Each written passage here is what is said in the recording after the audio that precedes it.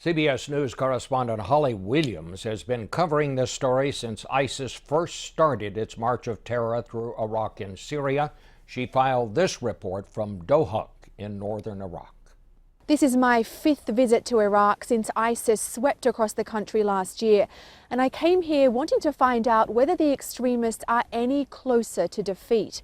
The Iraqi National Army is still in disarray, as it has been since many of its soldiers downed their weapons and ran away from ISIS in June. So as Iraq tries to beat back ISIS, it's relying on Shiite Muslim militias like the Badr brigades. We encountered them in Diyala province, where they just won a decisive victory over ISIS. The problem is that the Badr brigades are implicated in the torture and murder of thousands of Sunni Muslims.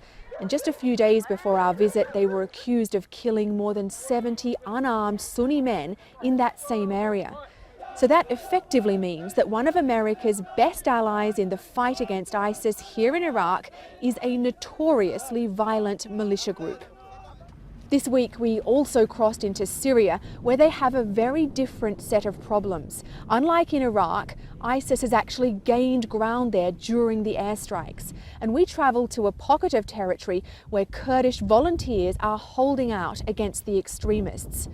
One of those young fighters is Deniz Sipan, a 22-year-old elementary school teacher who quit her job to become a sniper. We want freedom, and we don't want to be afraid raising our kids in future and having a normal life. You know, if we didn't do it, I mean, the whole place will be full of ISIS. The Kurdish fighters told us they've not seen a single airstrike and they desperately want some. But so far, the vast majority of strikes in Syria have targeted just one key city, Kobani. They sang battle songs to pass the time, but the mood was extremely tense. If ISIS launches a full-scale offensive on their positions, they have only light arms and they'd be quickly overrun.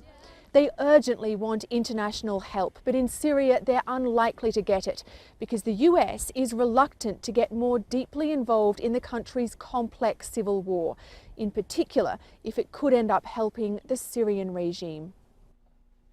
The intrepid Holly Williams reporting from northern Iraq.